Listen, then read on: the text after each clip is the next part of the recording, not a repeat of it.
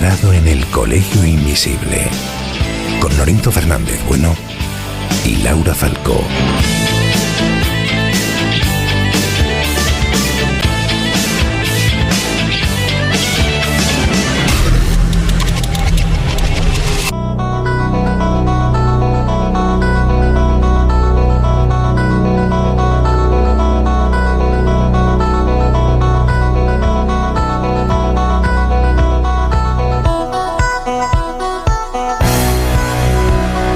¿Qué tal? Bienvenidos, bienvenidas un martes más a Onda Cero, al Colegio Invisible, en esta edición donde la actualidad cobra total protagonismo, pero no una actualidad convencional. Vais a escuchar noticias de las que no se suele hablar en otros sitios.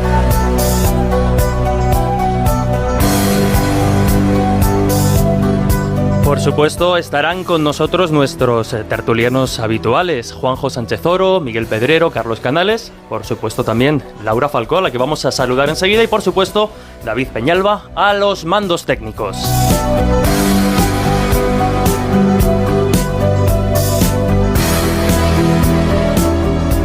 Y antes de dar paso a la actualidad, vamos a recordar precisamente algunas de esas efemérides, algunos de esos momentos cumbre y clave en la historia que tuvieron lugar un día como este, un 17 de junio. Y si nos vamos hasta 1462, vamos a hablar de un personaje que le gusta mucho a Lorenzo Fernández, que de nuevo estará con nosotros muy pronto. Y es que, repito, 17 de junio de 1462, el temible Vlad el Empalador, considerado uno de los gobernantes más importantes de la historia de Valaquia y héroe de Rumanía, héroe nacional de Rumanía, intentó asesinar al sultán Mehmed II en una emboscada nocturna.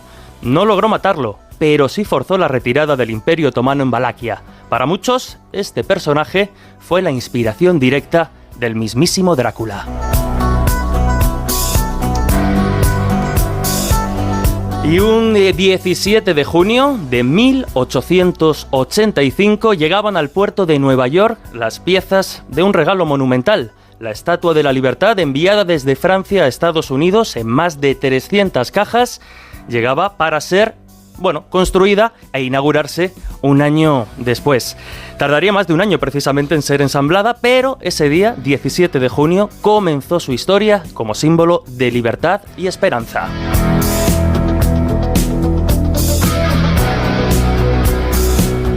Y menos bonita que la historia de la Torre Eiffel, un 17 de junio del año 1939, Eugene Weidmann, un asesino que aterrorizó a la sociedad francesa, fue guillotinado frente a la prisión de Saint-Pierre entre gritos y abucheos. El espectáculo fue tan morboso y bochornoso que el gobierno prohibió desde entonces este tipo de ejecuciones a la vista del público.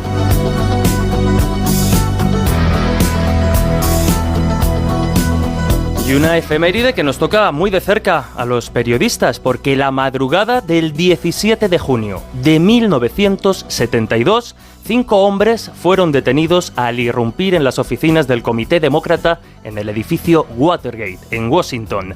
Lo que parecía un simple robo, pronto reveló una red de espionaje político, encubrimientos y abusos de poder orquestados directamente desde la Casa Blanca. Fue la investigación de los periodistas Bob Woodward y Carl Bernstein, reporteros del Washington Post, la que fue clave para destapar esta trama histórica. Y recordaréis, porque gracias a fuentes como el enigmático Garganta Profunda, se revelaron esos vínculos directos entre los ladrones y el comité de reelección del presidente Richard Nixon, quien terminó renunciando en 1974, el único presidente de Estados Unidos en hacerlo.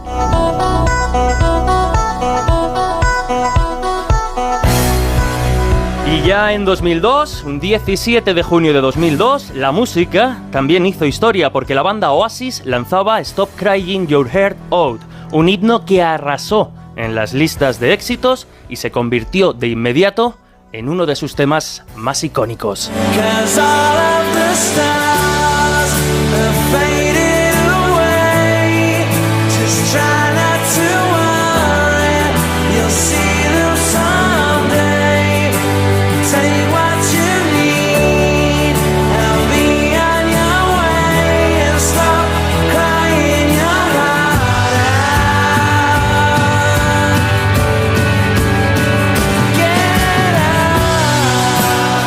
Y desde ya, por supuesto, repito e insisto, abrimos las puertas del Colegio Invisible, un programa muy especial. Eso implica que ya quedan abiertas también, por supuesto, las redes sociales del programa para que forméis parte de este equipo.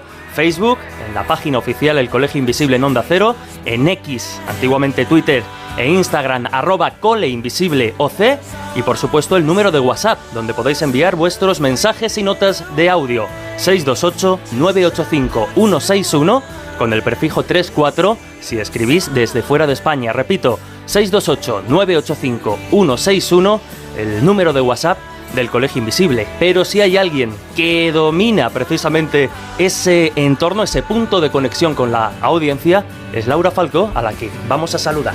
Soltado a los perros porque me he escapado.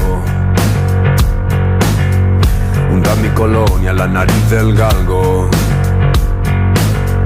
Corred con ganas que esta noche aguanto.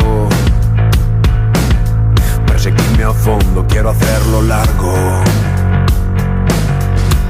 Y como decía Lorenzo Fernández Bueno, sigue de viaje, sigue de aventuras, pero estará con nosotros ya muy prontito. La que no puede faltar nunca es Laura Falcó. Laura, ¿qué tal? Bueno, eso de nunca, también me puede pasar cosas. También te puedes ir tú de aventura o pasarte cualquier cosa. O sea, que bueno. Pues aquí, muy bien, pues con ganas ya de marcha. La verdad es que esta canción, es verdad que lo dice Lorenzo mucho, y ahora que te veo en el vídeo, te veo agitar la cabeza porque te gusta y oye, nos hace entrar en esta madrugada con mucho ritmo. Sí.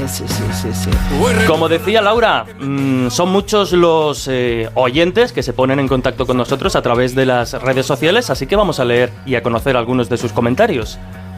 Pues mira, Octavio García Nieto nos dice: habéis estado los 15 primeros minutos de programa con presentaciones, un poquito de seriedad. Bueno, a veces pues este se refiere, esas cosas. Entonamos el mea culpa, este se refiere precisamente al programa que grabamos desde la ciudad de Murcia hace un par de semanas, y obviamente pues allí las presentaciones siempre se alargan un poquito. No queda otra. Sí.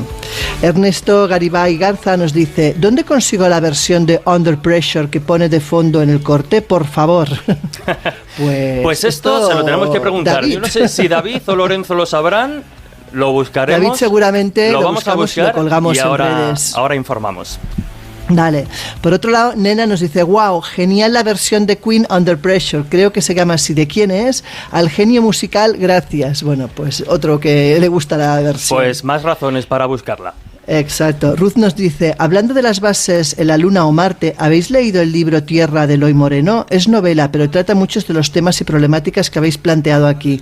Se lee fácil y da que pensar. Pues habrá que echarle un ojo. Yo no lo conocía, por aquí veo tampoco, que nuestros compañeros tampoco, así que tomamos nota todos para descubrirlo. Artal nos dice: seguramente lo que vio Lorenzo fue algo atmosférico que desconocemos, estando cogiendo la costumbre de llamar ovni a lo que desconocemos, como antiguamente decíamos que era cosa de Dios, a lo que no comprendíamos. Hombre, por eso dice no identificado. Claro, efectivamente. Hay que recordar que se refiere precisamente, Lorenzo andaba la semana pasada por la zona del Silencio, un punto de la zona de México caliente precisamente en avistamientos, y oye, nos contó que algo había visto, ya nos dará más detalles. Exacto. Y por último, Cayos nos dice: a Sánchez Oro y Charlie Channels, tanto hace 4 siglos antes de Cristo como ahora, es Israel y no Palestina, en todo caso Judea.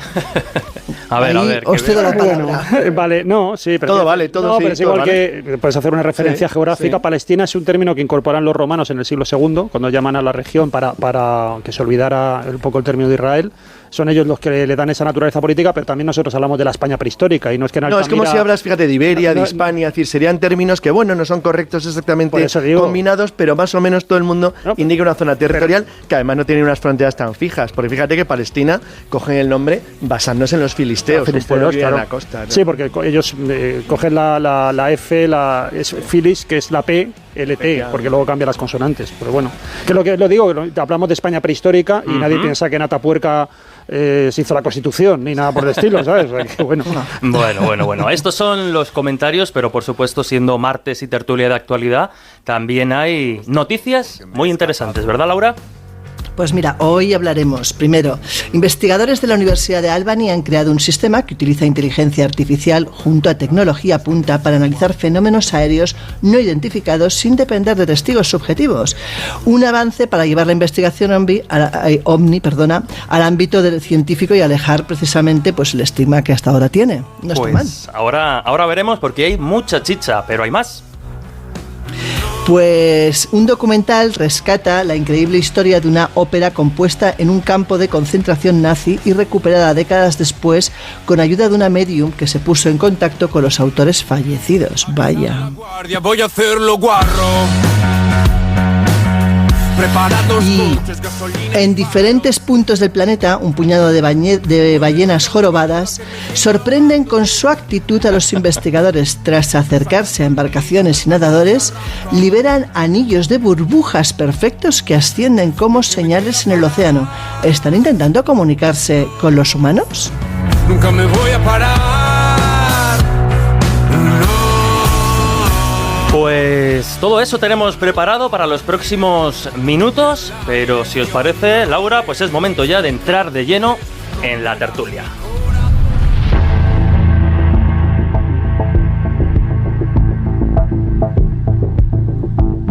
La otra crónica, en Onda Cero.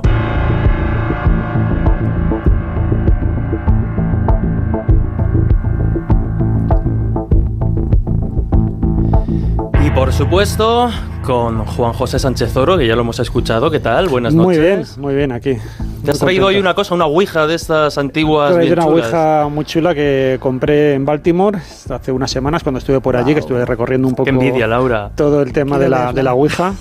Una ciudad que no tiene ningún atractivo turístico, salvo que yo lo he encontrado, pero que te tienes que ir a sitios como un 7-Eleven, porque era la antigua oficina de patentes, o tienes que irte a una oficina inmobiliaria, que era donde estaba la factoría, y luego las tumbas de uno de los principales fabricantes y el que hizo la patente, ¿no? Que lo chulo que tiene esa tumba, esa lápida, es que justamente han recreado una ouija, han recreado el diseño de la ouija que registraron realmente la oficina de patentes, ¿no? O sea, que es un lugar muy chulo. Y esta ouija la cogí en un bazar anticuario y es de 1917, o sea, está justamente... ¿Lo has probado? Se supone que viene ya con muertitos incorporados, espero. Te iba a decir, Juanjo, ¿tú has pensado comprar una cosa en anticuario y encima una ouija? ¿Tú has pensado lo que puede llevar consigo? Hombre, yo es que espero que realmente venga con eso, pero por lo que he pagado Laura, es que confía en ti en que lo toques. Claro, yo espero que ahora tú me hagas una lectura. Claro. Efectivamente.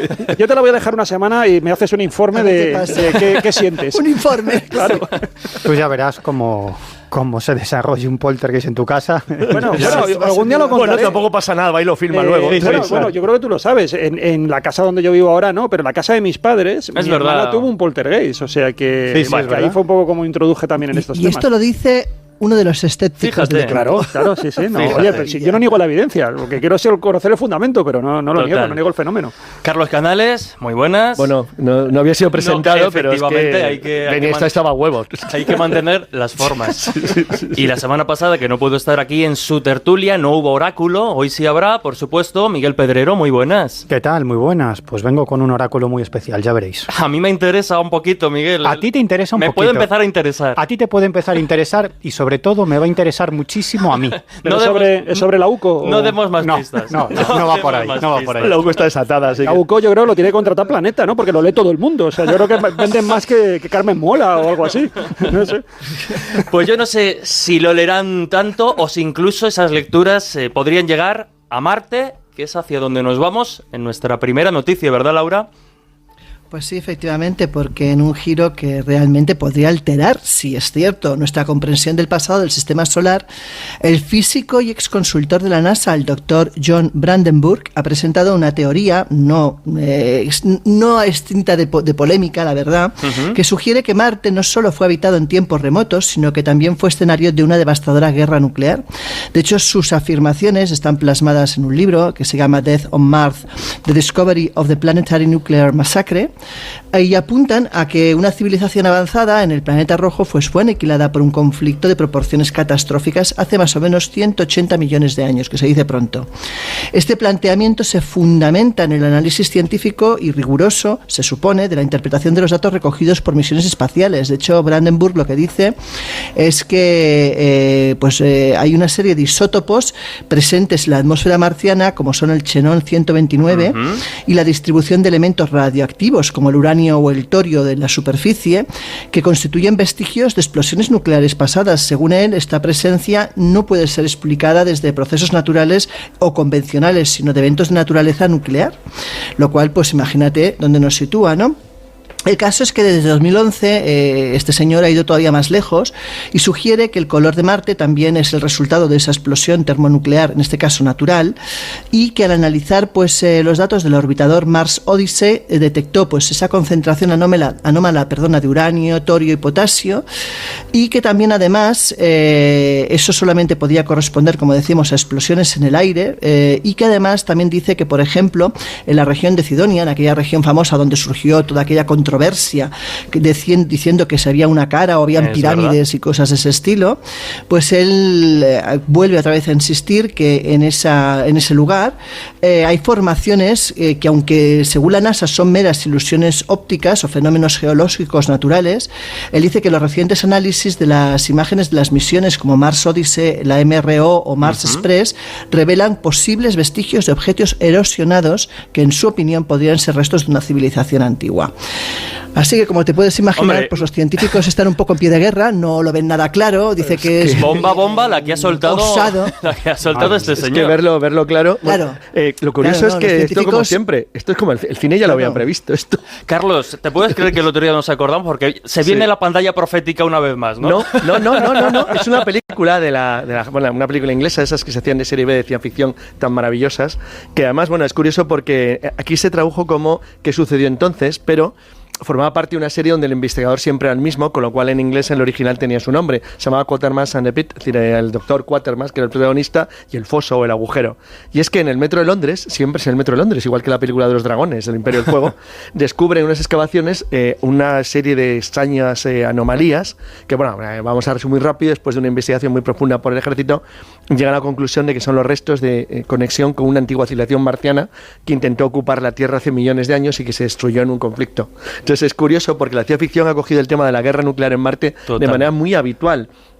No solamente en Marte, sino el intento de explicación muy fantasioso de que la cadena de asteroides corresponde a la existencia de un planeta que fue destruido también en un conflicto interplanetario hace millones de años. Es muy divertido, muy atrayente desde el punto de vista de la ciencia ficción, pero llevarlo hasta el extremo, intentar decir que es una cosa científica, y de hecho, no me sabe que se le haya echado encima un poco la comunidad internacional científica. Es retrotraernos atrás, yo creo que 30 y tantos años. Exacto, es volver al pasado. Fíjate, esta película es de 68, ¿eh? Pero sobre todo porque además yo recuerdo con muchísima añoranza esas imágenes de la cara de Sidonia. De la cara de Sidonia y las supuestas pirámides que a tantos nos hicieron soñar. Yo alucinaba, me leía todas las informaciones sobre Ha salido algo muy positivo de ahí, una editorial. Sí, es verdad. De ahí viene el nombre de Ediciones Sidonia, precisamente por la enorme atracción que nos generaba esa historia, que luego se descubrió que efectivamente, porque la NASA publicó las imágenes de esa zona y está bastante claro que es un juego de luces y sombras, una pareidolia muy espectacular, pero que dio para mucho durante muchísimos años, dio para muchos artículos de prensa, reportajes, programas de televisión. Yo creo... iba a decir, Miguel, que yo creo que en este caso lo único que quizás científicamente podría ser investigable o puede tener un cierto sentido es lo que comenta él, del xenón 129 o de los elementos radiactivos como el uranio. O sea, yo creo que es la única vía que realmente puede llevar a algún punto con una cierta lógica. Es curioso, Juanjo, porque quizá una de las críticas que desde el ámbito científico se ha hecho a esta vamos a llamarlo investigación de momento, es precisamente que el circuito de cara a publicarse y el sitio donde se ha publicado, pues a lo mejor no es el más idóneo para una afirmación de este calibre. Sí, bueno, él ya tiene también trayectoria de haber publicado en otras revistas también de dudoso nivel académico. Mortadelo. Pero, más o menos, sí, la hoja parroquial.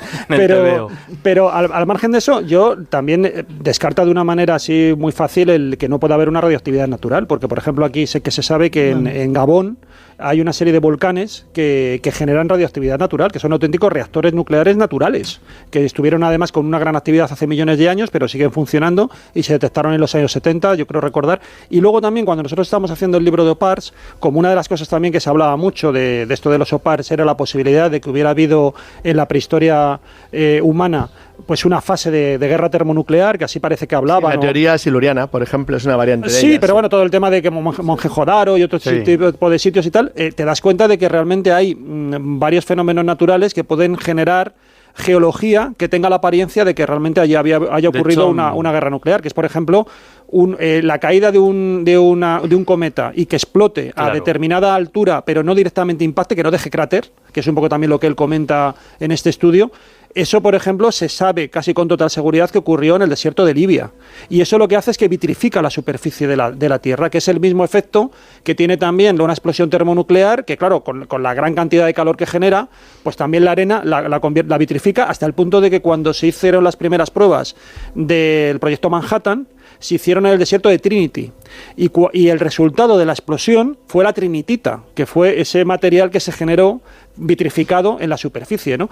Pues eso... De todas maneras, Juanjo, fíjate que él aquí habla de dos explicaciones, es decir, una sí que habla realmente de la explosión termonuclear natural, que es la que le hubiera dado el carácter rojizo al planeta, y luego habla de esos elementos que le extrañan más. O sea, yo no conozco el tema científico, o sea, no puedo, simplemente digo que sería la única vía que quizás podría tener una cierta lógica. Es verdad que incluso la NASA se llegó a manifestar precisamente al hilo de lo que está comentando Juanjo, ¿no? De que la química en la superficie de Marte puede explicar por qué ciertos isótopos pues son más abundantes de lo esperado. Es que aunque parezca mentira, claro, la reactividad es algo natural también. Claro. O sea que por eso digo, la cuestión es, claro, la escala, el que luego se acumule, el que funcione como un reactor natural y que pueda haber, la propia naturaleza pueda generar explosiones atómicas, pues parece como muy extraño. Pero hasta cierto punto sí que puede generar un volcán, ¿no? Que vaya soltando todos estos isótopos. Esto es un triple desde campo contrario. Pero además, Miguel, que tú lo estabas comentando, quiero decir, a estas alturas, Carlos, Miguel, el hecho de que los rostros y las pirámides, cuando en el planeta Marte, cuando ya está más que superado, que de repente se recupere otra vez como posible indicio. Claro, eso es muy sospechoso, que de nuevo en ese libro vuelva con las famosas pirámides y la cara de la región de Cidonia en Marte, pues llama muchísimo la atención y a mí me hace desconfiar mucho de cualquier cosa que diga este hombre, la verdad. Hombre, ahí es muy interesante también que cuando se hicieron los proyectos de visión remota, uno de los videntes remotos hizo un ejercicio justamente en la zona de Cidonia, que la verdad es que la lectura es espectacular, porque lo que él sugería es que, ¿sabéis cómo? Bueno, lo hemos comentado muchas veces, lo que hace es se pasan unas coordenadas, él enfocaba la conciencia hacia ese punto, y en este caso no solamente viajó en el espacio, sino que viajó en el tiempo. Y él aseguró que había estado en Marte, en el planeta rojo, en una época en la cual incluso él se tropezó con una serie de seres, de habitantes del lugar, y lo que notó, y con las conversaciones que mantuvo con esos seres, era que estaba ante una civilización crepuscular. Se estaba dando cuenta de que era una civilización que estaba hostigada por una crisis ecológica, y además estuvo deambulando por determinadas cavidades. Él habla de una especie como de cuevas, de hangares, incluso una especie como de vainas que se encontró, que iban a ser, y ahí lo deja por todo lo alto la crónica, ¿no? de este informe, que eran la que iban a coger esos habitantes, esas vainas, para irse a otro planeta azul que estaba en las proximidades. O sea, desde hasta cierto punto nosotros parece la invasión de los ultracuerpos, de las vainas. Pero el informe es una maravilla, o sea, tú lo lees y es una maravilla. Lo que pasa que luego sí que me encontré por otro lado, porque como esto formaba parte del proyecto Stargate, y cuando ya se desmonta todo el proyecto Stargate, justamente el vidente remoto que habló de esta prueba, dijo que él se inspiró porque estaban aburridos, o sea, que hemos comentado que muchas veces... La novela Voz de títeres de Heinlein, no, él dice que vio justamente en uno de los despachos de uno de los mandos, vio un póster de Cidonia, vio un póster de la cara con la pirámide, y que a partir de ahí él se inspiró para montar esta visión remota que tuvo, ¿no? Bueno, lo que parece claro es que en un pasado muy remoto en Marte había agua, por lo tanto, seguramente existió vegetación y vaya usted a saber si existió algún tipo de vida. Es que uno de los Hay otro detalle, porque también lo vincula, por ejemplo, con la paradoja de Fermi, que es la probabilidad de que haya determinadas... Fíjate la diferencia que existe entre una guerra nuclear o vaya usted a saber, que ha dicho Miguel Pedrero, que es mucho más correcto. Vaya usted a saber esto más próximo a la realidad. Sí. Pero como decía, hablaba de esa paradoja de Fermi, de la imposibilidad o la dificultad de encontrar civilizaciones avanzadas en el universo. Claro. Y él habla que, claro, a lo mejor una posibilidad de que no las encontremos es que hayan desarrollado un nivel de técnica tan alto que hayan acabado aniquilándose a sí mismos. Bueno, es que las tesis de la Tierra solitaria, ¿no? Que nos hayamos quedado solos porque, claro, los demás avanzan y se destruyen. A ver, a mí me cuesta mucho creer que no te el creas que planeta tardaremos Tierra... mucho nosotros, ¿eh? Sí, bueno, al paso que vamos, ello. Pero es cierto que esa es una imposibilidad del contacto extraterrestre, porque yo creo que a veces hablamos demasiado alegremente de ese posible contacto con una civilización de otro planeta y no nos damos cuenta que ya no solamente tenemos que hablar de distancias, sino que tenemos que hablar también de distancias temporales, porque el universo tiene muchísimos miles de millones de años y por lo tanto es cierto que pudieron existir otras civilizaciones en otros planetas, pero que lógicamente pues podrían haber desaparecido, igual que probablemente nos pasará a la civilización humana en este planeta Tierra si seguimos por ese camino. Las hormigas están calentando por si salen ya. Sí, claro. Yo lo digo siempre. Mira, los seres humanos... Tienen el kit de supervivencia. Sí, ya está. Los seres humanos tenemos... en cierto modo, aunque no seamos creyentes, siempre creemos que hemos sido elegidos por la divinidad y que nunca nos va a pasar nada, que siempre vamos a salir adelante. Este es además un optimismo antropológico que va con el ser humano y que nos ha hecho avanzar mucho, pero en realidad podemos desaparecer de la faz de la Tierra, no pasaría absolutamente nada. En realidad podría desaparecer el planeta. Para nosotros sí. Bueno, pero podría desaparecer. Sí, pero para el universo no sería absolutamente nada. Pero no sería absolutamente nada aunque se produjera un fenómeno astronómico masivo y desapareciera en el siguiente segundo toda la Vía Láctea, toda nuestra galaxia. No pasaría absolutamente nada. O sea que no juguemos con fuego. Y por cierto, una cuestión también muy importante. Muy bonito, que no juguemos con fuego, es muy idóneo para lo que estás comentando. Sí. Y luego una cuestión muy importante, que hay muchos especialistas, astrofísicos, que plantean una teoría que yo creo que es muy interesante. Siempre nosotros nos creemos que estamos viviendo en la época más importante de la historia de la humanidad porque vivimos nosotros, pero sí es cierto que ahora mismo estamos en ese paso de una civilización cero a lo que los especialistas llaman una civilización uno, que es siempre la más problemática. Es decir, si pasamos de esta civilización cero a lo que se llama civilización 1, que ya es un desarrollo tecnológico mucho mayor y no perecemos, probablemente podamos conquistar la Vía Láctea y mucho más allá. Pero en este preciso momento nos estamos jugando dar ese salto o quedarnos en el camino. Y quedarnos en el camino supone desaparecer como especie. Otro libro que voy a recomendar, La paja en el ojo de Dios. Pues ahí queda esa recomendación. Un gran clásico. Buenísimo sobre ese problema. Pues nos preguntabais al principio, en los comentarios que nos leía Laura, precisamente por esa versión del Under Pressure de Queen y Bowie, y nuestro técnico, ya sabéis, David Peñalba, pues ha estado ojo a visor y nos dice que se trata de una versión hecha precisamente para el tráiler de la película de Marvel, Thunderbolts. Así que nosotros, precisamente con este temazo que tanto os gusta, os dejamos unos minutitos con los compañeros de los servicios informativos y volvemos enseguida.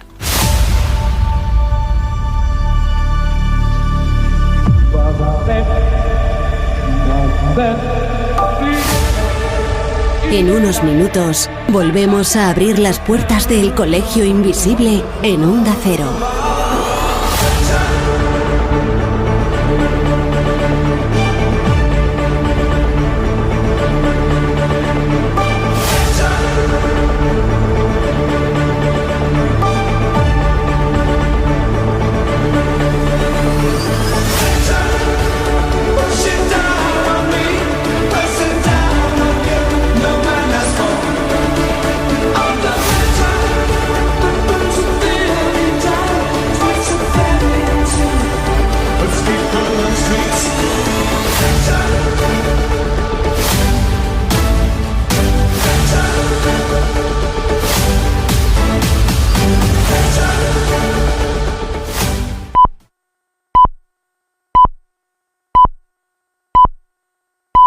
Son las 2, la 1 en Canarias.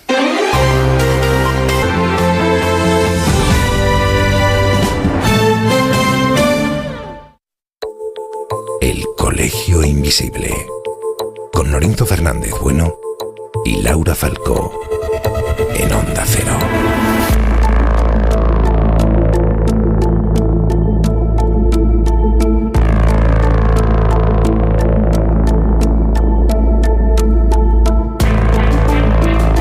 Y también, por supuesto, con Juanjo Sánchez Oro, Carlos Canales y Miguel Pedrero, analizando la actualidad más misteriosa y extraña. Y si en el primer bloque nos hemos quedado en el planeta Marte y esa polémica noticia de quienes afirman que pudo haber no solo vida y civilización en Marte, sino que incluso habrían acabado destruidos por una bomba atómica, pues ha sido la primera información, pero nos quedamos todavía rondando los cielos, Carlos Canales, porque hay una universidad, un equipo de investigadores que ha desarrollado ni más ni menos un programa de inteligencia artificial apoyado por tecnología punta para investigar estos UAPs, antiguos ovnis. A ver, es que esto se ve venir. Es decir, cuando las noticias se saturan las redes y la comunicación, es evidente que la IA, que lo está cambiando todo, también iba a entrar de una manera u otra en esto, y además a través del entorno correcto público que es el de la universidad.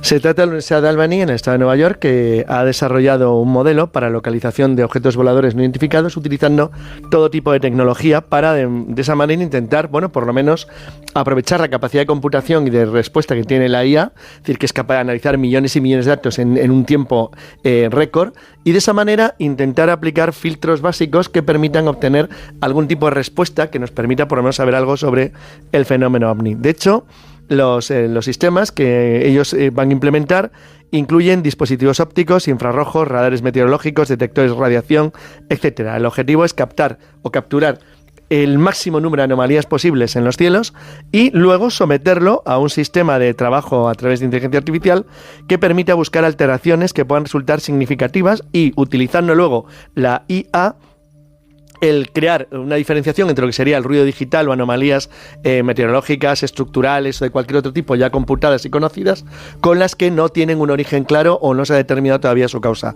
Para esa manera ir generando una base de datos que permita tener un conocimiento científico y objetivo de si de verdad ocurren fenómenos de este tipo en nuestros cielos, que ellos dan por hecho que sí ocurren, pero ver exactamente a qué corresponden, en qué categorías se pueden clasificar y si fueran algo nuevo, a qué nos enfrentamos y qué es lo que estamos viendo. La verdad es que, aunque está claro que ellos llaman, nos dicen que lo principal es detectar y eliminar lo que llaman la zona oscura, es decir, buscar qué es aquello que no está claramente controlado, conocido por la ciencia, por nuestro conocimiento y nuestra experiencia, y a partir de ahí usar esta metodología sistemática para buscar una aplicación de qué es lo que tenemos delante de nuestras narices, porque lo que no dudan es que tenemos algo raro delante de nuestras narices. Hay varias iniciativas de este tipo. No es la primera. No es la primera. Hay varias iniciativas de este tipo en marcha y es la utilización de la inteligencia artificial básicamente para captar ovnis. Es algo que, por ejemplo, está haciendo el ejército chino. Han salido varias informaciones en este sentido, que está utilizando la inteligencia artificial, además en un grupo, igual que el famoso Aro del Pentágono, este grupo que se dedica a la investigación del fenómeno OVNI, pues en China hay un grupo similar y están utilizando la inteligencia artificial. Y luego quien lo está utilizando desde hace ya tiempo es nuestro amigo Avilov con su proyecto Galileo, que en el fondo es algo muy similar. Por cierto, hay un tema muy interesante. La Universidad de Albany incorporó un dato que a mí me gusta y me parece muy chulo, que es que,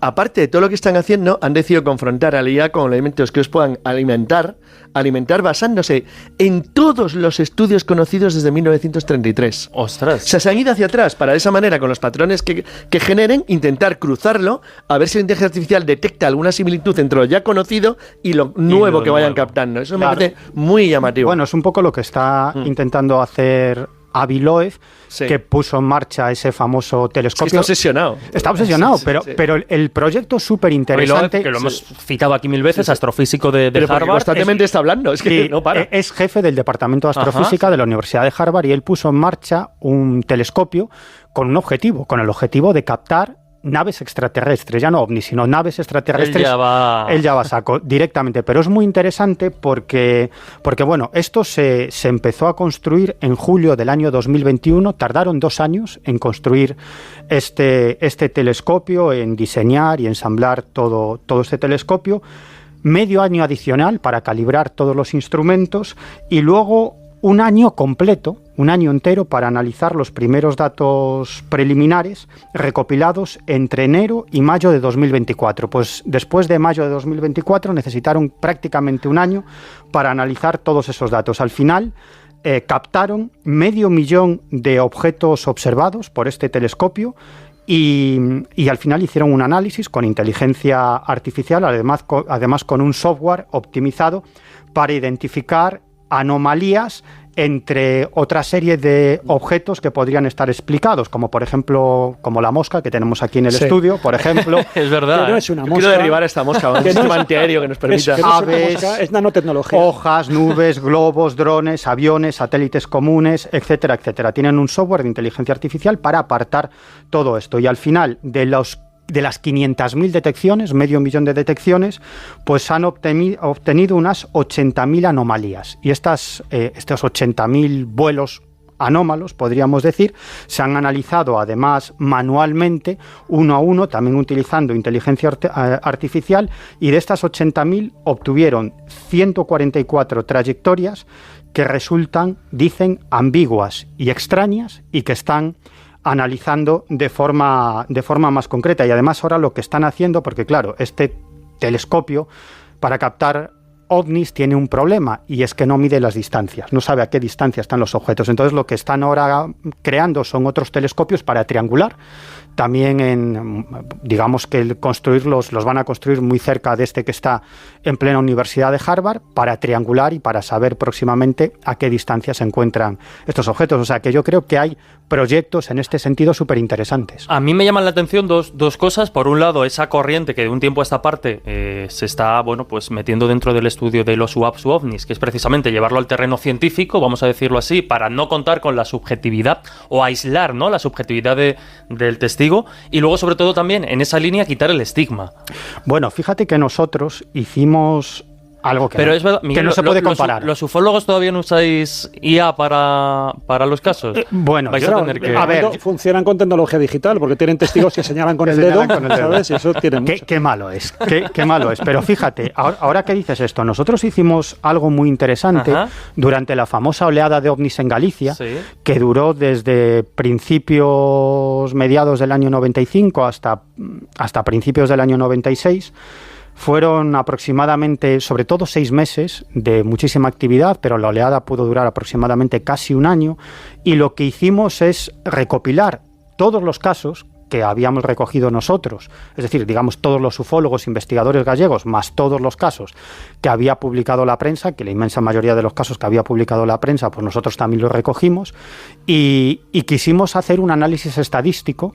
Esto fue, creo recordar que en el año 97, es decir, que no había estas herramientas de la inteligencia artificial, de forma, digamos, muy humilde, ¿no? Pero hicimos un trabajo de análisis tremendamente interesante, un análisis estadístico que demostró algo muy interesante, que tiraba por tierra una de las tesis de los escépticos, que venían a decir que en realidad la prensa empezó a publicar noticias sobre ovnis porque no tenían otra cosa que publicar, y a partir de ahí la gente se contagió, ese contagio psicosocial, y empezó a ver ovnis. Pues nosotros lo que demostramos con este estudio es que durante 3 meses hubo cantidad de avistamientos, la prensa gallega no se hizo eco absolutamente de nada, y después, cuando ya había muchísima información, empezaron a publicar de ovnis. Es decir, que primero fueron los ovnis y luego fueron las informaciones, se publicaron las informaciones sobre ovnis. Pero descubrimos algo mucho más interesante que no supimos muy bien qué concluir, y es que cuando, digamos que tomamos todos los casos y los introdujimos en un programa informático que además manejaba en esa época José Lesta, que estaba estudiando física en ese momento, pues salió algo que a él le sorprendió muchísimo, y es casi como si hubiera un plan.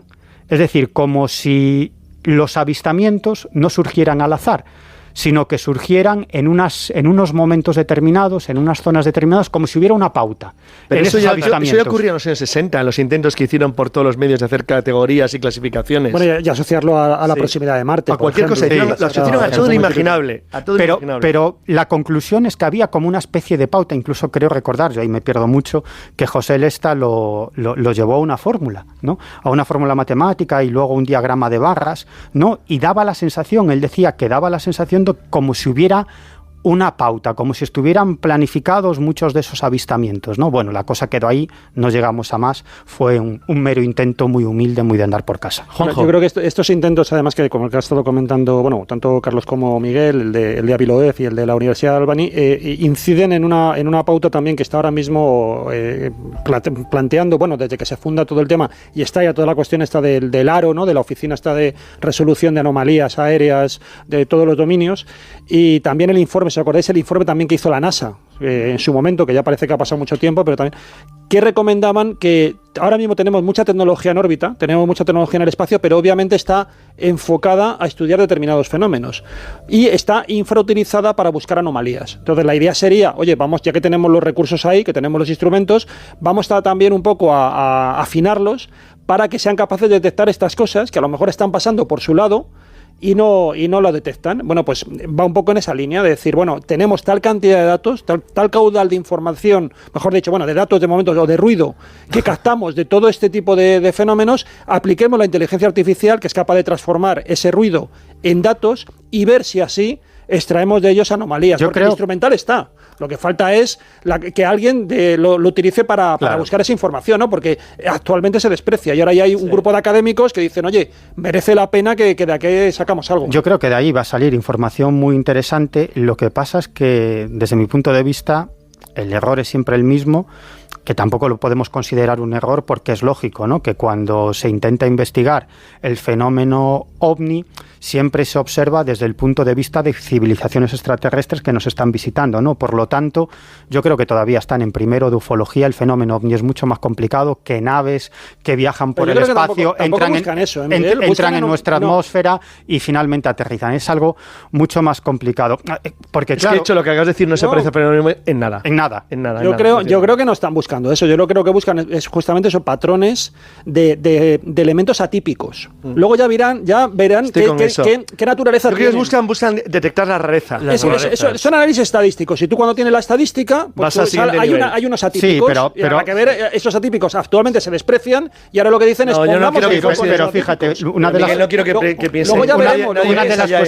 las cuestiones que argumentaba la gente de la NASA que llevó a cabo este informe, ellos planteaban, caramba, se ven muchos ovnis en la atmósfera, pero se ven muchos menos ovnis en el espacio. Es decir, si nos llegan naves extraterrestres de otros planetas, tienen que pasar por el espacio para entrar en la atmósfera terrestre. Y sin embargo, no es así. ¿Qué es lo que pasa? Bueno, pues que el fenómeno ovni es mucho más complicado que naves extraterrestres que avancen por el espacio y entren en nuestra atmósfera. Bueno, esa es otra posibilidad, más humano. Pero cuando sigues el fenómeno ovni y te das cuenta que es un fenómeno universal, que pasa en todos los pueblos, en todas las ciudades, es un fenómeno tan masivo y tan extraño, hay tantos elementos extraños en los casos de encuentros cercanos que la conclusión es que estamos hablando de otra cosa, vamos. Laura. Que yo le cojo el guante. Me ha encantado eso del primero de ufología. Voy a montar un curso. ¿El curso? Sí, lo voy a poner a él a dar el curso. Miguel, dirigiendo TFGs de ufología. Imagínate. Una cátedra. Profesor Miguel Pedrero. Bueno, ya soy oráculo, pues... Bueno, es verdad, ¿no? De oráculo a profesor de ufología. Mike Stoner queda muy bien, atrae mucho. Mike Stoner. Doctor Pedrero. Efectivamente. O doctor Stoner. Licenciado en ufología. Pues hablando de ufología, Miguel, si te parece, nos quedamos precisamente en este terreno, porque la semana pasada ya nos adelantó Josep Guijarro, que estuvo con nosotros aquí en la tertulia, una noticia de lo más interesante revelada por el Wall Street Journal en una investigación donde se hablaba de que el Pentágono había llevado a cabo campañas de desinformación durante muchos años, precisamente para colar algunos de estos, según ellos, bulos vinculados al fenómeno OVNI, tal como que hay extraterrestres o tecnología inversa en el Área 51 o tantas otras cosas. Eso que ya explicamos y que se conoce como pantalla OVNI, es decir, utilizar la creencia por parte de los servicios de inteligencia para distraer la atención de otros proyectos. Pero esa noticia tiene mucha más tela que cortar. Muchísima tela. Y esto no lo ha intentado solamente el ejército de los Estados Unidos, sino los ejércitos de todo el mundo. Hay una historia en España muy interesante en ese sentido, cuando un compañero de La Rosa de los Vientos, investigador y buen amigo de este programa, Manuel Carballal, estaba escribiendo un libro sobre la vinculación de todos estos fenómenos anómalos con el mundo de los servicios de inteligencia y del ejército, y sobre todo se había centrado en la investigación de varios casos de ovnis que en realidad eran prototipos militares o se ocultaban proyectos militares o pruebas militares, pues de pronto le empezaron a suceder a Manuel Carballal una serie de cuestiones bien extrañas.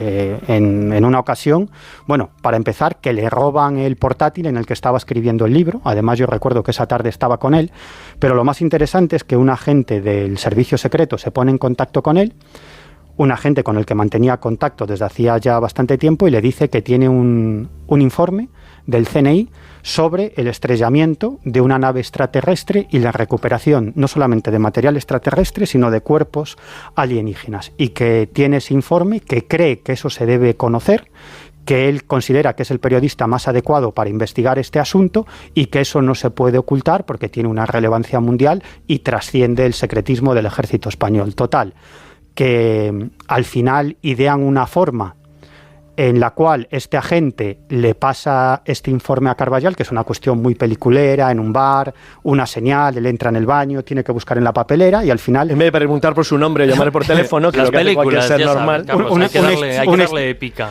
Bueno, sí. y además que toda esta gente de los servicios de inteligencia, de los servicios de información, se mueven en este mundo de conspiraciones que a veces cuando quedas con alguna de estas personas es una auténtica película. Bueno, el caso es que él tiene este informe en sus manos, un informe aparentemente oficial del Servicio Secreto Español, pero decide que en vez de publicarlo va a contactar con otras fuentes del Servicio Secreto para ver de qué se puede tratar, y contacta entre otros con Juan Alberto Perote, que había sido el jefe del departamento operativo de los agentes de campo del Servicio Secreto, y él le dice que había 3 errores muy flagrantes en ese informe y que obviamente era falso. Y la conclusión a la que llega Perote y otros de sus informantes es que esos errores en ese informe estaban redactados a posta. ¿Por qué? Porque lo que querían era que publicara ese informe y una vez que lo publicara... Desacreditarlo claro, completamente, porque no desacreditaría solamente ese informe, sino todo el contenido del libro que iba a publicar sobre esos proyectos secretos del ejército español que ocultaban detrás de la pantalla OVNI. Bueno, pues vamos a la actualidad. Bueno, vamos a la actualidad. Bueno, pues este es un artículo de uno de los periódicos más prestigiosos del mundo, el Wall Street Journal, que consiguen sus periodistas varias fuentes en el Departamento de Defensa y también en ARO, este departamento del Pentágono que investiga el asunto de los ovnis, y lo que le dicen es que, bueno, que muchos de los casos que se han dado a conocer y que se han publicado y que han tenido una gran relevancia en la opinión pública, que en realidad son falsos, son mentiras, y que esto lo han hecho determinados militares del Pentágono pues para ocultar, por ejemplo, ciertas pruebas. Y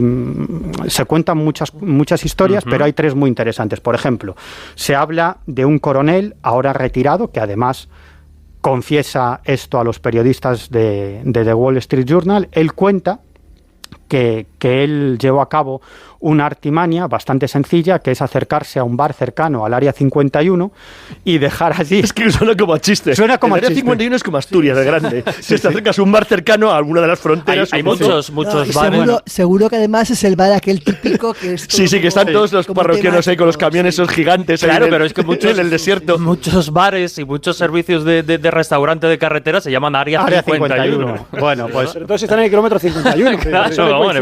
Suele coincidir. Bueno, pues acerca a uno de estos bares, habla con el dueño, le dice que es un militar, que tiene información sobre el vuelo de naves extraterrestres en el Área 51, la tecnología inversa, e incluso le cede varias fotografías de esas supuestas naves extraterrestres que se están probando en el Área 51. Claro, este hombre, el dueño de este bar, que era aficionado al asunto OVNI, lo que hace es comentárselo a otra serie de personas, a otros vecinos. Esto trasciende a los ufólogos y en realidad, dice este coronel retirado, que lo que se trataba era de ocultar las pruebas de un cazafurtivo, el F-117 Nighthawk.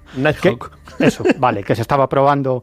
Gracias, Carlos. Que se estaba probando en ese momento y que la finalidad era no solamente ocultar lo que se estaba haciendo a los vecinos de la zona, sino también a posibles espías rusos. Lo que me encanta es a los vecinos de la zona, sí. El F-117, que es un cazafurtivo en forma triangular, y decir, pero a los vecinos de la zona les debía preocupar. Claro, pero mucho mejor que pensaran que se trataba de naves extraterrestres, porque así la prensa no hacía caso, que hablaran de un prototipo que se estaba probando. Luego ya hay otra cuestión mucho más interesante, Y esto además ha traído cola porque funcionarios del ARO, de este grupo de investigación OVNI del Pentágono, informaron sobre este tipo de prácticas bastante oscuras a la directora de Inteligencia Nacional del anterior presidente de los Estados Unidos, de Joe Biden, que esta directora de Inteligencia Nacional se llamaba Avril Haines.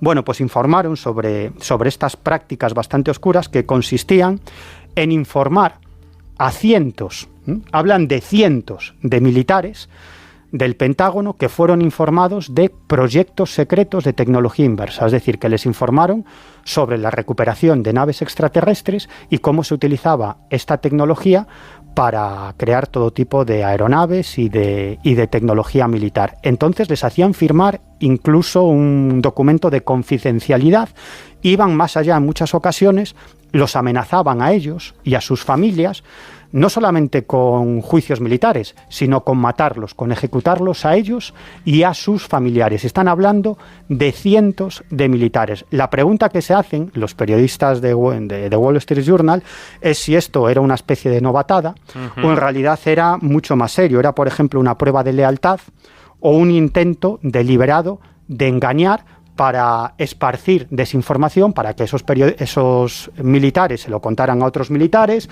Al final, tú sabes que un secreto entre cientos de militares pues no se puede contener y al final eso pues acaba permeando. Pero Miguel, esto periodistas, medios de comunicación. Lo sabes perfectamente, tú mismo lo dices, esto lleva así ya décadas. Claro. Lo que no sé es que no es nada nuevo. Es, claro, tú planteabas esa pregunta, ¿no?, que se hacían los periodistas o que trasciende un poco en el artículo de si efectivamente esto iba en serio de alguna forma o podía tratarse de algún tipo de broma o novatada. A ver, es que aquí hay una cuestión también que yo le daría bastante valor. Y es que esto que he estado comentando, esta supuesta práctica, que además es que no era cualquier comandante, eran comandantes, eran oficiales que participaban en proyectos secretos y que, como dentro de ese privilegio que tenían de estar dentro de esas áreas, de esos proyectos secretos, se les hacía partícipes de esas sesiones de informativas de iniciación, donde se les hablaba del proyecto secreto real. Además, se les ponía, por ejemplo, ese papel con una foto de lo que parecía un platillo volante. Sí, sí. Y ahí se les decía lo que tú comentabas de que, bueno, que realmente esto era... Pero que incluso se les enseñaban documentos. Sí, claro, por eso digo pero al mismo nivel que el proyecto secreto que luego tenían que gestionar. Y luego le decían, tú has visto esto, pero no puedes contar nada. No puedes contarlo. Y muchos se fueron de los proyectos secretos pensando que eso era auténtico. La cuestión aquí está en que esto sale a la luz cuando Kirkpatrick, que es el primer director del ARO, Sam Kirkpatrick, se encuentra con esto. No, él empieza a investigar toda la supuesta trama de que el Pentágono tiene, pues desde lo que sabemos siempre, ¿no?, que en el Área 51, que tiene el OVNI de Roswell, que tiene extraterrestres, que tiene proyectos de ingeniería inversa inspirada en capturas de platillos volantes estrellados, etcétera. Y ahí, cuando él empieza a sacar todo eso, empieza a buscar testimonios, que luego muchos de ellos son los que aparecieron también en la comisión del Senado sobre esta cuestión, y empieza a recibir esta información. Y es cuando él da con esta práctica, que además tiene un nombre, que es que se le supone que ellos ingresaban en un proyecto que se llama Yankee Blue. Bueno, él empieza a ver esto, y esto él lo quiere colocar en el informe que se publicó el año pasado, que él inició pero no terminó, el informe del ARO. Bueno, esto no se introdujo en el informe, por eso sale ahora. Claro. No se puso. La razón por lo que no se puso es porque dicen que están investigándolo y que va a salir al final de este año en un nuevo informe de ARO. Porque todavía falta por saber para qué hacían esto. Claro, es que a mí esto me suena... ¿Por qué hacían esto? Claro, a mí Pero, espera, ya termino. Sí. La cuestión es que piensan que mucho también del caldo de cultivo de todas estas cuestiones que salen siempre, que decimos nosotros, no sale un astronauta, sale un militar de alta graduación, sale un tío del servicio de inteligencia, que luego se une a una comunidad de ufólogos o una comunidad de creyentes en extraterrestres que quieren desclasificar esos grandes proyectos que ha habido. Claro, son gente que está absolutamente convencida de que realmente el gobierno de Estados Unidos tiene eso, porque han visto los papeles. Claro. Y entonces quiere saber por qué ellos fueron instrumentalizados de esta manera con esta práctica, porque parece que la práctica es real. No, pero no solamente es que la práctica es real, es que llegan a la amenaza física de amenazarlos con ejecutarlos a ellos y a su familia, que es, por cierto, lo que cuenta uno de estos gargantas profundas, quizás uno de los más conocidos, que es David Gratz, que él cuenta uno de estos proyectos sobre el que fue informado y que incluso él y algunos de sus compañeros fueron amenazados de muerte, que si revelaban alguna información sobre esto, podrían ser asesinados o ejecutados. Incluso él dice, delante del Congreso de los Estados Unidos, de la Cámara de Representantes, él dice que él sabe de casos de compañeros que fueron asesinados por querer revelar esta información, ¿no? Es decir, que esto parece una práctica bastante grave. Ahora, a mí lo que me llama la atención es que estos no sospecharan que de pronto los llevan a una sala de reuniones, les informan sobre un proyecto tan ultra secreto y luego les dicen, venga, ala, pues ahora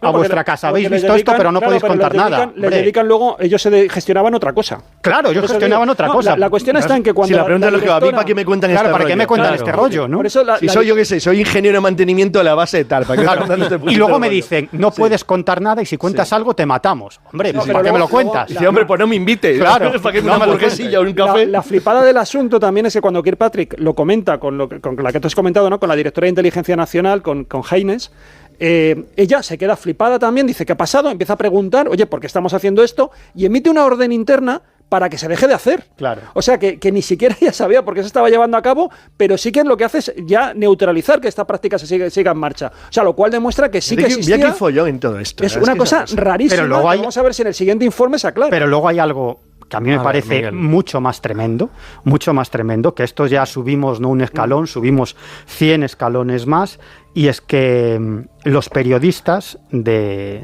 este medio de comunicación, de Wall Street Journal, descubren que hay algo mucho más increíble y mucho más importante. Les comentan que se han hecho una serie de experimentos en bases aéreas de los Estados Unidos, incluso en bases donde se custodian misiles nucleares, nada más y nada menos, y el proyecto consistiría básicamente en crear falsos ovnis para que los militares creyeran que una nave extraterrestre había entrado en una base militar, incluso había tomado el control de esos misiles nucleares. En el fondo, lo que se trataba es de probar ciertas tecnologías, a ver si esas tecnologías podían inutilizar unos misiles nucleares. Y hablan concretamente de un caso, que es un caso muy conocido, que ocurrió en el año 1967 en la base de Malmstrom, en Montana. En este caso, varios militares de esta base observaron un óvalo brillante de color rojo anaranjado que flotaba a unos 20 metros sobre la puerta principal del recinto. Lo interesante es que este óvalo lanza un rayo al interior de esta base de Malmstrom, que, como digo, es una zona donde hay silos de misiles nucleares listos para ser lanzados, nada más y nada menos. Pues este supuesto ovni lanza un rayo que inutiliza varios de esos misiles nucleares. Y según le cuentan algunas fuentes militares a estos periodistas del New York Times, todo esto fue creado por un generador de pulso electromagnético que lo que hacía era proyectar ese pulso de energía que acumulaba energía, y cada vez que iba acumulando más energía brillaba más y más, y cuando esa luz rojiza anaranjada ya era muy muy intensa porque había acumulado mucha energía, pues liberaba un rayo. Y lo que querían los científicos del Pentágono es comprobar si algo así podía traspasar los espesos muros de esa instalación militar e inutilizar la tecnología, es decir, el hardware necesario para lanzar esos misiles nucleares. Y sobre este caso hablaron varios de los implicados, que se lo contaron a periodistas, a investigadores, y se consideraba que era uno de los casos ovnis más espectaculares dentro de bases militares estadounidenses, y sobre todo cuando estamos hablando de misiles nucleares. Uno de los testigos de este caso es un ex capitán de la Fuerza Aérea de los Estados Unidos, Robert Salas, que estaba de guardia en ese momento, y él contó en muchas ocasiones que varios misiles nucleares de la base fueron inutilizados de forma inexplicable por este rayo que lanzó este ovni. Ahora, la pregunta es, ¿esto es así? ¿Es desinformación? Porque claro, tampoco nos tenemos que creer lo que nos dicen los militares. El documento, O sea, el documento del Pentágono con esa arma de pulso electromagnético para neutralizar los mandos de un silo de misiles, lo presentan. Y además es que esto lo vamos a hablar en muchas ocasiones. Que yo no lo dudo, pero estamos hablando del año 1967.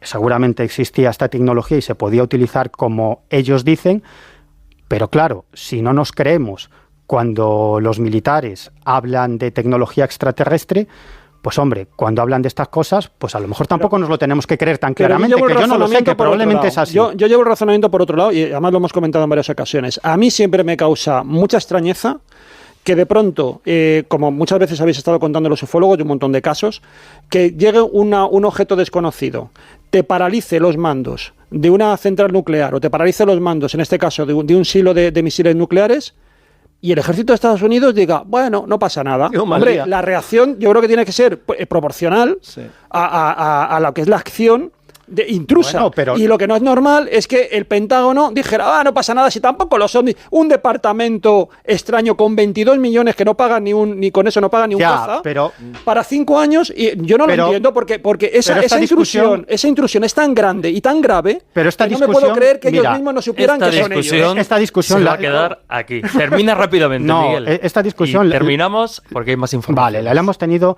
en muchas ocasiones. A ver, sabemos que existe este departamento. Este departamento se dio a conocer la existencia de este departamento dentro del Pentágono, pero estoy seguro que existen más departamentos de este tipo con mayor financiación. O no, porque si son ellos...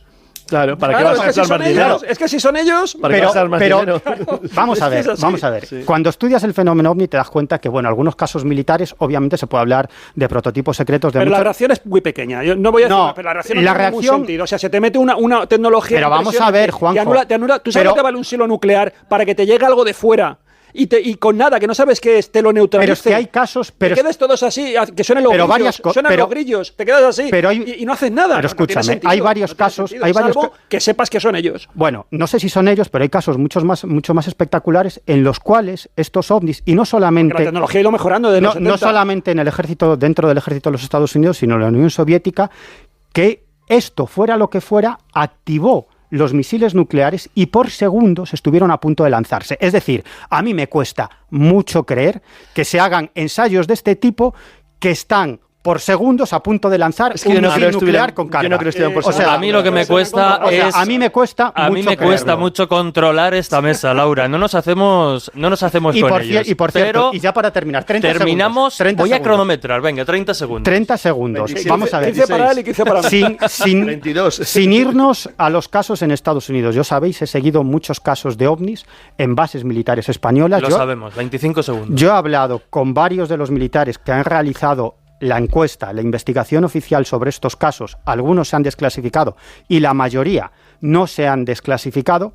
Y a mí lo que me cuentan los testigos y los oficiales de inteligencia que han investigado estos casos es que son tremendamente extraños, porque hablamos de aterrizajes con marcas, objetos que son detectados en radar y son perseguidos por cazas de combate y que en un segundo aceleran y desaparecen a velocidades hipersónicas. Es decir, estamos hablando de algo mucho más interesante que simples estrategias y operaciones de desinformación. De lo que estamos hablando es de actualidad en esta tertulia extraña y misteriosa aquí en el Colegio Invisible, así que vamos con otra de esas noticias.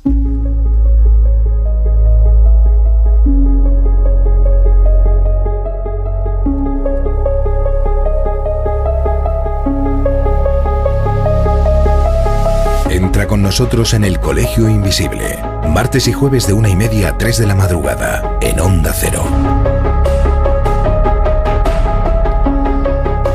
Y desde luego, los que van a comentar seguro estos encontronazos, que siempre son interesantes y se aprenden, son nuestros oyentes, los invisibles, que ya sabéis, nos podéis dejar vuestros comentarios, impresiones, opiniones, sugerencias en las diferentes redes sociales, como la página oficial en Facebook, El Colegio Invisible en Onda Cero, en X e Instagram como @coleinvisibleoc, o también a través del número de WhatsApp 628-985-161 con el prefijo 34 si escribís desde fuera de España.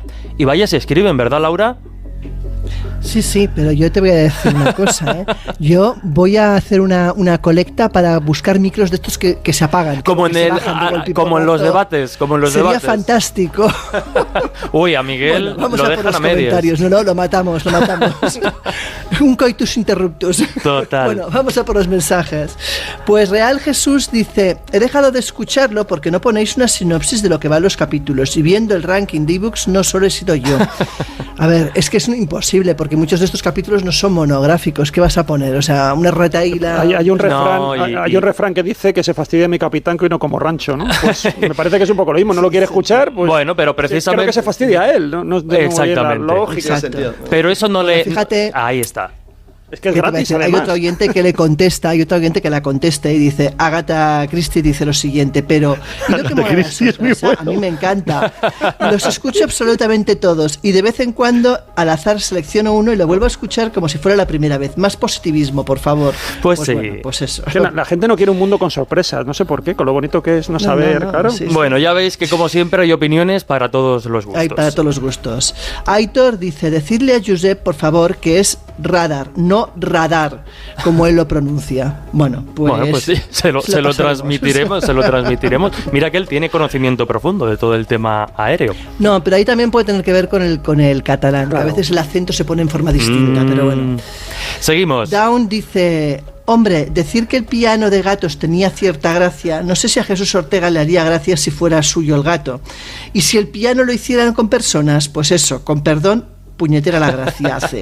Dicho esto, me encanta el programa y os agradezco los buenos momentos que me regaláis. Un abrazo especial para Lorenzo, Miguel Pedrero y Laura. Bueno, hay que aclarar que esto se refiere, ¿recuerdas, Laura? El programa de hace unas semanas dedicados a los cuartos de maravillas. Sí. Había un invento, creo que era por Athanasius Kircher, el que hace un piano de gatos, Carlos, en el que, pues a ver, pues no deja de ser maltrato, pero bueno, yo lo presenté así. Claro que era maltrato. Porque lo que hacían era golpear la cola de los gatos con un martillo y los maullidos hacían diferentes entonaciones. Yo creo que es importante, que hay que entender que... Yo creo que siempre hay que entender las cosas dentro de una época. Y ahora tenemos el autotune, que también suena... No solo dentro de una época, sino también, bueno, pues que nosotros al final estamos muchas veces con cierta naturalidad y presentamos las noticias o las informaciones, pues a veces con palabras más o menos acertadas. Quiere decir que las compartamos. El reggaetón suena como un piano de gatos, más o menos. En cualquier caso, yo creo que los de este equipo, además, estamos aquí bastantes amantes de los gatos, empezando por Juanjo. Sí, yo también tengo gatos. Que se ha colado por ahí Simba, ¿verdad? No, se ha colado, además lo acabo de pelar porque es un persa, pero si no lo pelo se muere de calor. En verano es horrible, pero bueno. Pobrecito mío. Bueno, vamos por el último comentario. Rod M. Ruiz dice, cuando se usa el verbo haber en su forma impersonal, nunca, repito, nunca se puede usar en plural, en ninguno de sus tiempos, hace daño al oído. Bueno, no sé quién lo dijo, pero es una expresión que a veces hablando es fácil que se nos cuele a cualquiera. Claro. Evidentemente por escrito no se nos colaría jamás. Pero Reverte patrocina esta sección, ¿no? La RAE. Pero bueno, ya veis, yo creo que transparencia absoluta, comentarios, bueno, pues que nos corrigen, que nos hacen matices y nosotros siempre abiertos, ya sabéis, y vuelvo a ver, que yo, por ejemplo, Jesús, soy filóloga y se me puede escapar hablando, porque hombre, claro, en el furgor de una conversación a veces dices incorrecciones. Sobre todo porque yo creo que una marca de la casa, precisamente del Colegio Invisible, es que aunque obviamente necesitamos y acudimos a información, pues muchas veces, como dices, ¿no? Se improvisa mucho, estamos en una tertulia abierta y amena y no vamos pegadísimos a un guión perfecto. En cualquier caso, Laura, ¿a ti te gusta la ópera? No especialmente, tengo que decir que no tengo esa sensibilidad. Me gusta mucho la música, pero la ópera en particular me cuesta. Pues vamos a ver si con esta historia, esta noticia que nos trae Juanjo, nos convencen para ir en algún momento.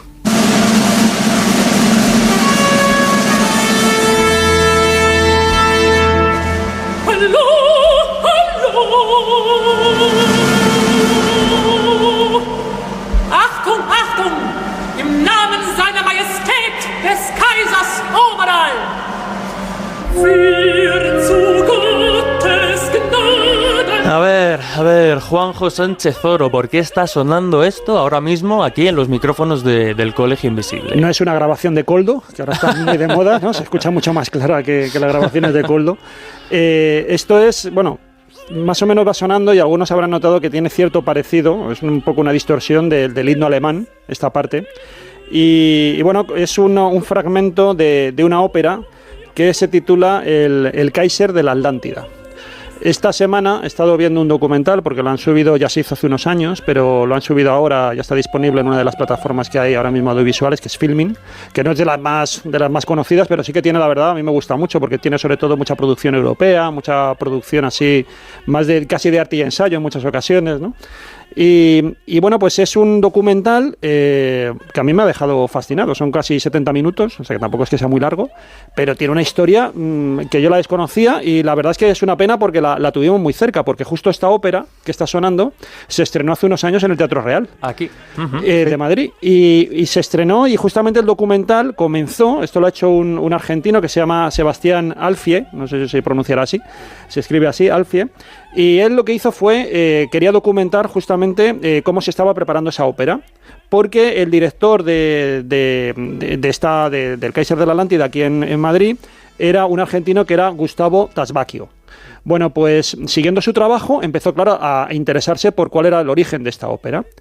Y es una historia verdaderamente alucinante, con unos giros de guión inesperados. Es una historia alucinante. Yo simplemente decirle a los oyentes que creo que esta va a ser la parte más interesante del programa, porque es un historión esto que va a contar Juanjo Sánchez Oro. Un historión. Sí, bueno, el caso es que esto que estamos escuchando se compone, y ya digo que tiene una parte de parodia, porque lo que estamos escuchando es una versión distorsionada del himno alemán, además descaradamente. Esto se compone en un campo de concentración alemán. En un pueblo que funcionaba como campo de concentración judío, realmente era una especie como de gueto judío, en las proximidades de Praga, en torno al año 43. Y ahí se van a encargar de componer esta obra dos judíos, uno que es Viktor Ullmann y otro que es el poeta, que es el autor digamos, del texto, del libreto, que es Peter Kien. Bueno, componen esta obra y ya, si empezamos a indagar un poco en quiénes son estos personajes, empiezan a salir cosas interesantes que tienen que ver con nuestros temas. Viktor Ullmann era un compositor bastante conocido dentro de lo que era esta área de Praga y la República, digamos, Checa, aunque entonces no tenía esa denominación, pero él tiene unos cargos importantes como compositor, trabaja durante mucho tiempo en un lugar en el ayuntamiento, llevando un poco todo lo que es la pauta musical. Tiene una crisis, digamos, existencial y también musical, tiene unas diferencias con el ayuntamiento, y finalmente se retira y se pone al frente de una librería en Stuttgart dedicada a la antroposofía. Y él entra dentro de la antroposofía. La antroposofía es un movimiento filosófico espiritual que podríamos decir que está derivado un poco de la teosofía, de la que hemos hablado, que lo funda Rudolf Steiner. Actualmente sigue muy vigente, porque tiene, por ejemplo, colegios con la pedagogía Waldorf, por ejemplo, que es muy conocida. Tiene un tipo de medicina muy, muy polémica. Tiene también lo que llaman la agricultura biodinámica. Tiene granjas de cómo se tienen que cultivar. Aquí, por ejemplo, en España tenemos granjas que siguen con este tema. Y bueno, y luego tiene incluso una banca ética también, o sea que eso todavía tiene mucha implantación la antroposofía. Bueno, pues él se introduce en este tema filosófico, y cuando finalmente ya aumenta la represión nazi, él es capturado y es llevado a este gueto, a esta ciudad de Terezín, que está, como digo, a las afueras de Praga, y ahí compone esto. Es una obra que es claramente crítica con el nazismo, porque este Kaiser de la Atlántida lo que encarna es la figura de un mandatario totalitario que trata de imponer su régimen de terror por todo el mundo, que sería esa idea de la Atlántida. Lo que pasa que dentro de estas figuras alegóricas que va a recrear la ópera está la idea de la muerte, que se opone a la expansión de este poder totalitario, y lo que hace es que la muerte se declara como en huelga. Dice, no voy a matar a nadie, por lo tanto, claro, no puede ejercer el terror porque, claro, no, la población no se muere. Entonces ahí es un poco el argumento. Bueno, desarrollan todo el libreto, lo empiezan a ensayar con la población, porque sí que les dejan que en ese gueto pues las autoridades judías, ¿no?, dentro de las restricciones, puedan desarrollar estas facetas culturales. Y el caso es que nunca se llega a estrenar la obra, nunca se llega a estrenar, por varios motivos. Uno de ellos es porque hay una especie de autocensura dentro de la comunidad judía, porque se dan cuenta de que esto es muy descarado, que esto va en contra de los nazis y dicen, nos van a reprimir aún más. Entonces se crea un segundo libreto que es mucho más light, mucho más edulcorado. Incluso en lugar de ser el Kaiser de la Atlántida, lo dejan como el rey de la Atlántida, ¿no? Para que no sea tan claro que va contra el Reich, ¿no?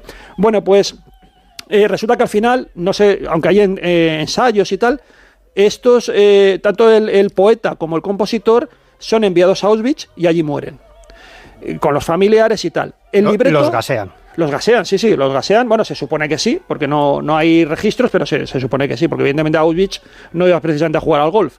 Entonces, los cogen y él lo que sí que hace es que antes de embarcarse al tren, él entrega el manuscrito, lo entrega a un bibliotecario, y ese bibliotecario, cuando ya cae el nazismo, acaba la Segunda Guerra Mundial, se entrega a un amigo de Victor Ullmann, que es el que conserva todo el libreto con toda la composición y tal. Bueno, finalmente el texto cae en manos de una persona, de un británico, que es compositor también, que se encarga de hacer ese tipo de representaciones también operísticas, que es Kerry Woodward. Y él quiere poner en marcha esta obra, quiere ya que se represente en los años 70, y efectivamente la representa una vez en el año 75 en Ámsterdam.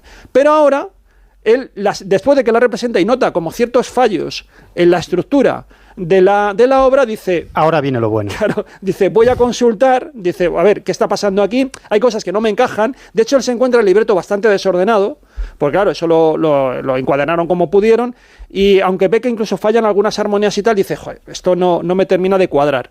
Y dice, bueno, como no puedo acceder directamente a los compositores, voy a echar mano de una medium.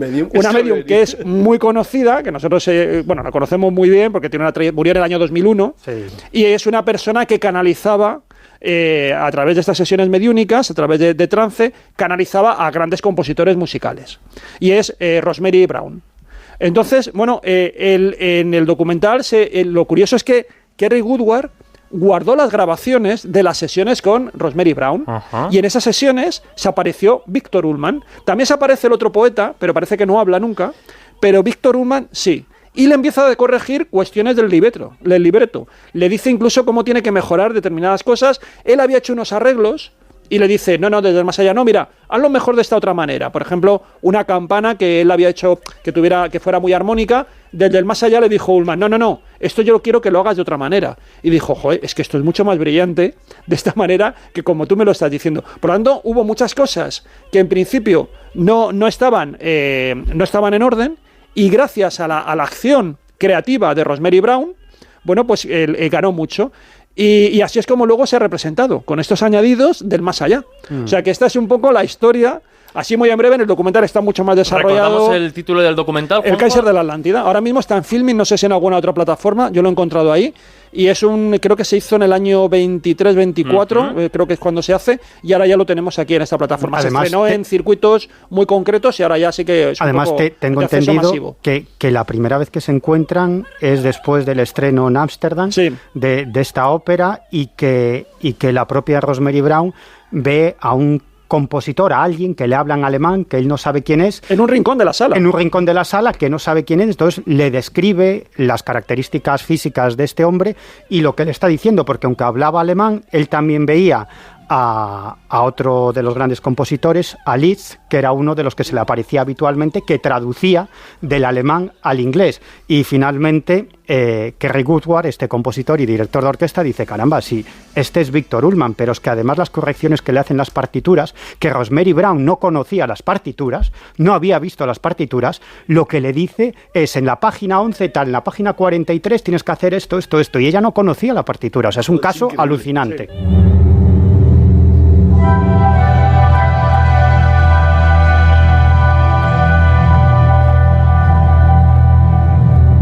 El oráculo de Miguel Pedrero.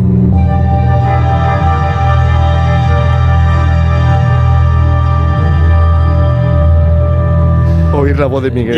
Lleva razón David Peñalba, que a Carlos le encanta. Es que me encanta ver cómo se prepara cuando se pone el gorro y la... Sí. Pues que esté atento, sí. David Peñalba. Miguel, tú hoy no te disfraces mucho.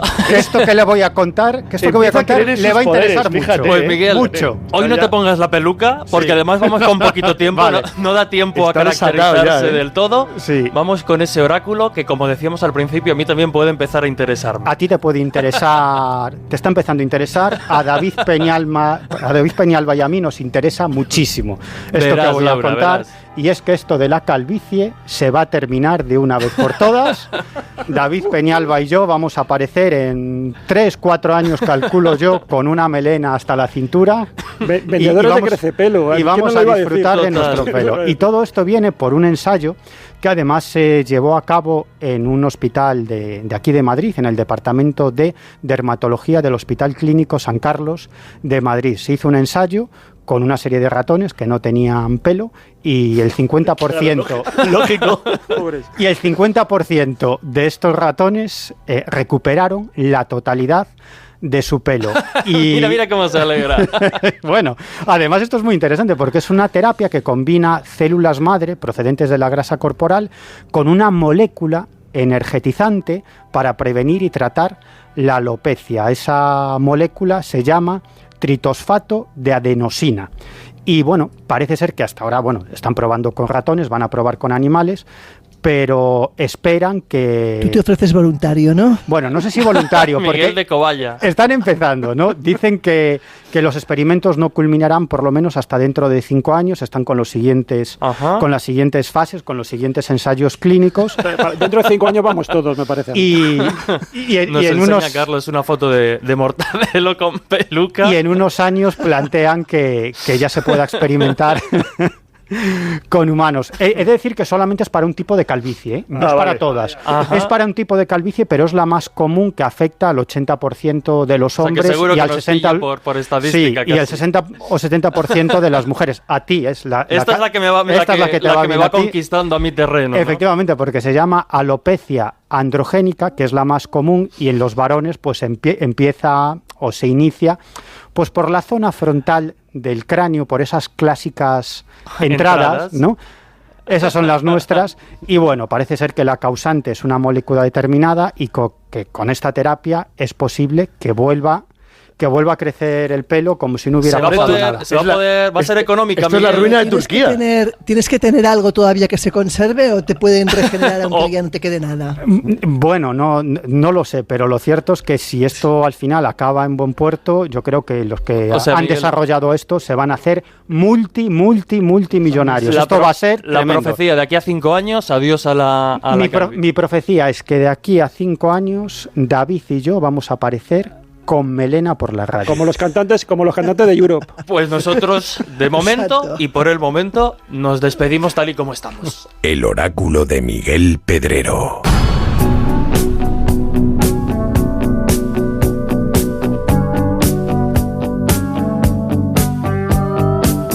El Colegio Invisible. Con Lorenzo Fernández Bueno y Laura Falcó. En Onda Cero.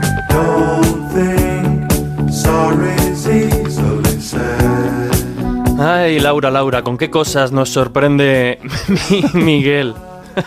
Ya sé. Tú imagínatelo, si además del turbante encima lo ves con un pelo así largo. Bueno, hoy porque no se ha puesto la peluca porque no había tiempo, pero bueno, Miguel ya se está quitando de nuevo ese disfraz. Estáis diciendo mucho lo de la peluca y cuando hagamos el directo va a tener que venir con peluca. Sí. Al final, ya verás. No te preocupes que yo le llevo una. Yo os digo una Laura, tráete una, por favor. Sí, porque los invisibles se van a decepcionar mucho. El próximo directo me llevo una peluca y se la pongo. Y una túnica. Yo no sé si me sometería a ese tratamiento, no lo sé. Porque creo que estoy mucho más guapo así. Pues sí. Ahí hay que tener fe. Hay que tener fe. Sí. En fin, nosotros, como digo, nos despedimos haciendo un recordatorio, Laura, y es que el próximo viernes, aunque el jueves hay programa en Onda Cero, por supuesto, pero el próximo viernes 20 de junio, estreno de la segunda temporada del Colegio Invisible en Mega a partir de las 11:30. A las 11:30 nos pueden ver, empezamos temporada, durará hasta bien entrado octubre, así que os animo a todos a que nos acompañéis los viernes. Bueno, y acordémonos que el día 12, sábado 12, voy a estar en Madrid impartiendo por la mañana y por la tarde el curso de astrología. Para aquellos que quieren apuntarse, viajesprisma.com, en la zona de actividades tienen la parte 1 y la parte 2. Venga, pues repetimos ese curso de astrología, 12 de julio, viajesprisma.com o espaciomisterio.com. Juanjo Sánchez Oro, compañero, muchas gracias. Hasta el próximo martes. Me voy con la melena al viento. Tú que puedes. Miguel Pedrero, ya te veo vestido de forma habitual. Muchas gracias. Próximo viernes a las 11:30 de la noche en Mega. Ahí podrán no solamente escucharnos, sino vernos a todo el equipo del Colegio Invisible. A ver si vas con o sin peluca. Sí. Carlos Canales, como siempre. Pues hasta la semana que viene y el viernes en la tele, es verdad. Y nosotros, Laura, nos volvemos a escuchar aquí en Onda Cero el jueves, porque hay Colegio Invisible, por supuesto, como siempre. Pero mientras tanto, pues, como suele decir Lorenzo, muchísimas gracias, Laura, y a ser muy feliz. Pasad todos una buena semana. Y ahora, por supuesto, el agradecimiento, como siempre, a David Peñalba en la técnica. Nosotros, servidor Jesús Ortega, se despide. Hasta el próximo Colegio Invisible. Un fuerte abrazo.